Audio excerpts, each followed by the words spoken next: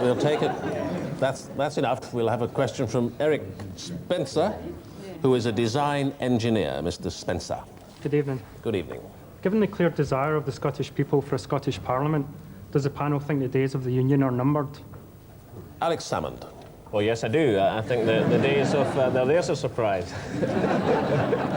How numbered? But, well, I think next Thursday, Scotland is going to take a giant step forward towards Scottish independence.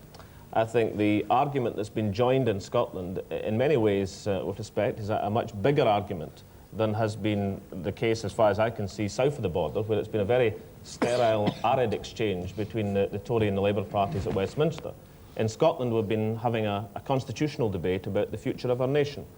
And I think that the balance of argument, certainly in the most recent indications we have in the opinion polls in Scotland tonight, is the case for independence in Europe, and the Scottish National Party is winning through that argument.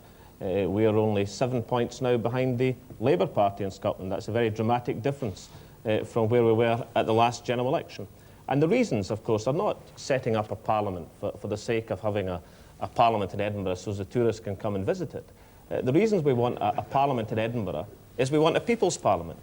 We want social justice and economic progress in Scotland. And the one decisive step we can take to achieve these aims next Thursday is to vote for independence in Europe and the Scottish National Party. Would you vote against a devolution bill? Is it independence or nothing?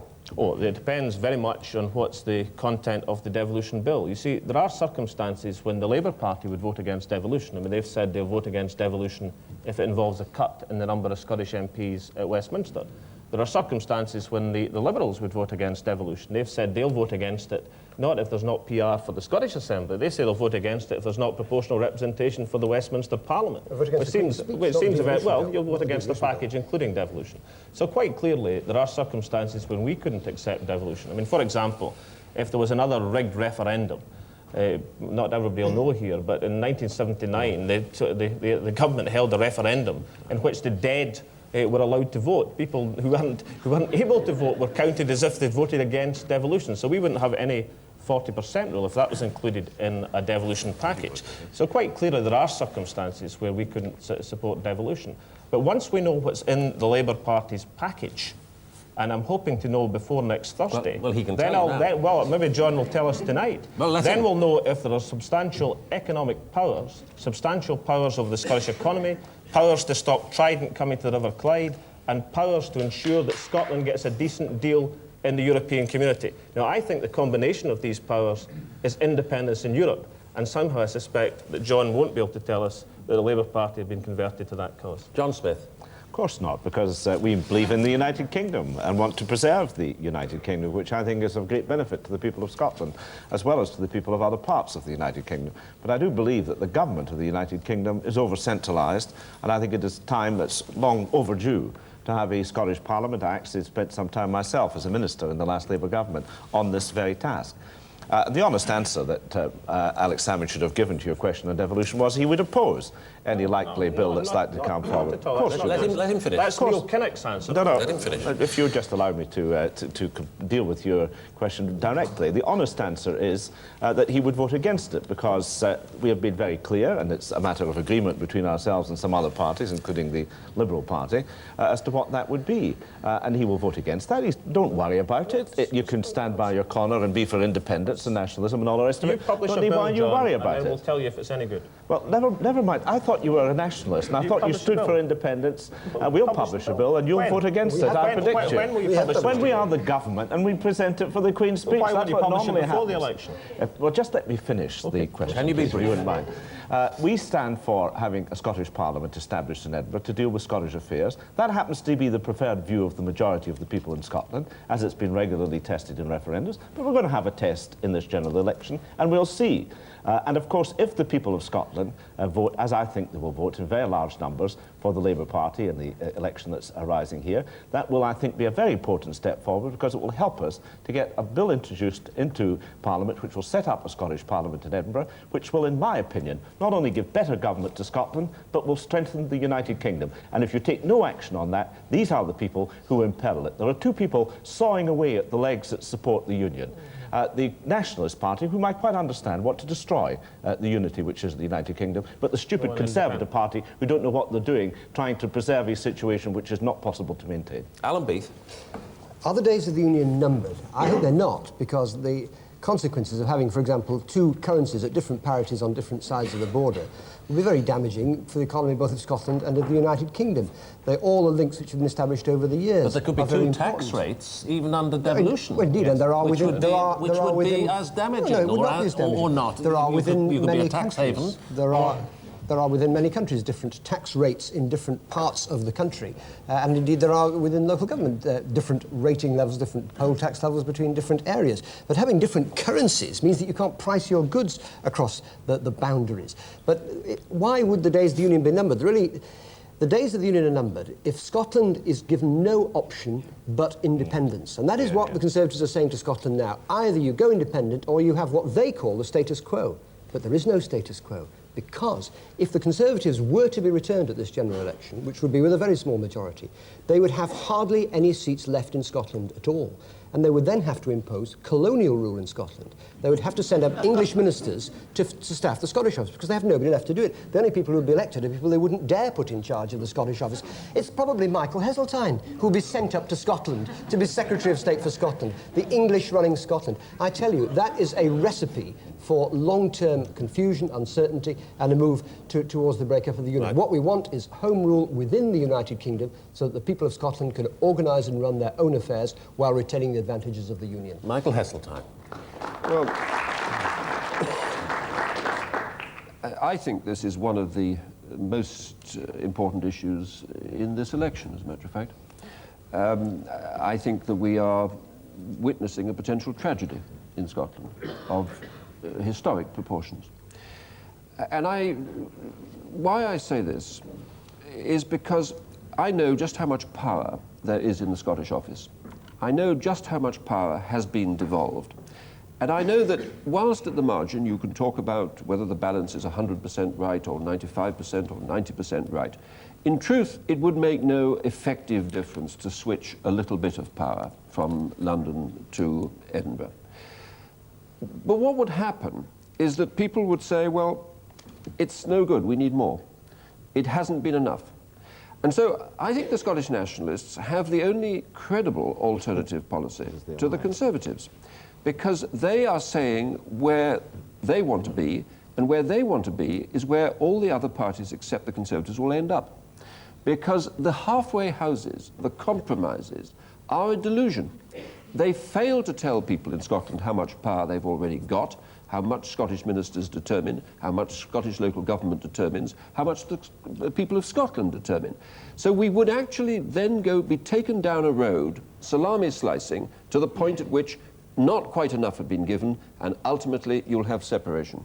Now, I think that is a tragedy of historic proportions. But I also happen to think it's a delusion. Because, you see, what Alex has got to say is, oh, well, really, it'll all be all right because we'll stay within the community. What we've got to have is economic powers. How many economic powers does he actually think he's going to be able to get in Scotland within the single marketplace? We now have a European monetary... How many economic powers are you going to have in the United Kingdom? That's a single market. No, but I'm just about to say, we have a European monetary system, we have a single market, we have the Single European Act, and you're peddling the idea to the Scottish people that you're going to be able to get some special powers in Scotland within the single market. You're not. The second thing you're not going to be able to get is the Europeans to give countenance to what you're suggesting. Just think what he's suggesting. He wants the Italians to be told that Scotland's going to have a special position and that Sardinia won't ask for it. He wants the Spanish to be told that the Scottish can have a special position and that the Basques won't ask for it. He's going to be telling the people of France that he wants a special position and that Corsica won't ask for it. You've made that point. And none of them will accept this delusion. But you haven't answered his point. Very briefly, what moral right would the Tory party, with only a handful of MPs, have to govern Scotland if you win the next election? Well, let me answer that question.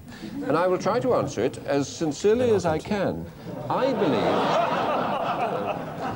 believe that in politics, I'm absolutely sure that all three of my colleagues on this table, I happen to know them all, and I believe this is true, they say what they believe, genuinely believing it. It is not first and foremost what public opinion says. It's what you as a politician believe to be right. History is littered with examples of where public opinion was wrong and changed its mind dramatically very quickly. Well, can I tell so you- it's very important that if you, as I do as a Conservative, believe that the breakup of the Union would be a historic mistake of incalculable proportions, Michael, I thank you. say it without compromise, But you're wrong, Michael. believing that I am right. And no compromising from my colleagues here would persuade me Salmond. to Right, fail well, to well, warn the Scottish people of the okay, dangers that lie ahead. Well, we understand your position. We now understand Michael's position. I understand that he's going to appear in Scotland over the next few days like the cavalry coming over the hill to try and save the skins of the remaining band of Scottish Conservatives. But you see, where you're wrong is that you don't seem to realise we're moving into a new union in Europe, and it needs us to redefine our relationships within the old union of the United Kingdom. So you're saying that Scotland wants some special status. We don't want special status at all. Last September, John Major made a speech in Paris in which he was envisaging a European community of up to 30 member states by the end of this century. And what we say in Scotland, Michael, is yes, we agree with that. We're thoroughly in support of that. And we want the ancient nation of Scotland to be a full part of that process with equality of status with other nations in the European community. John Smith. I agree very much with what Michael Heseltine says in one respect, that we should say honestly and clearly what we believe in constitutional questions. But let me say to him that I believe very much in the unity of the United Kingdom. But if he goes about it in the way in which he's seeking to defend it, he will destroy it.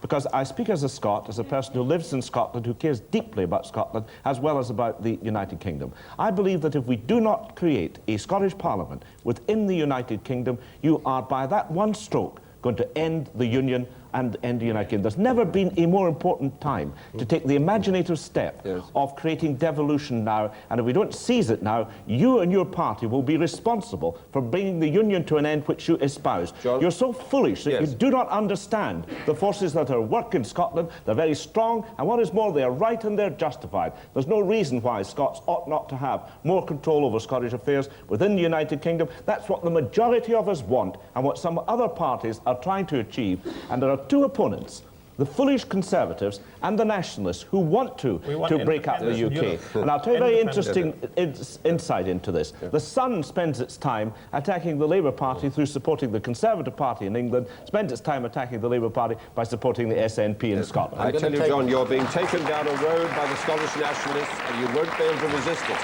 I'll hear from our questioner very briefly, Eric Spencer, and then I'm going to move on. Yeah, for one, I wouldn't be sorry if the Union broke up, because I don't think Scotland's gained that much from it. They've lost an awful lot. They've lost their own, they're losing their own identity, they're losing their own power. And Michael Heseltine, he's offering us nothing. Well, he's the man, of course, who voted for the Scottish poll tax, to impose it on the Scottish I'm people, going to and then move on. opposed it when it came into England and Wales. I'm going to move on because there's a number of questions on this last topic.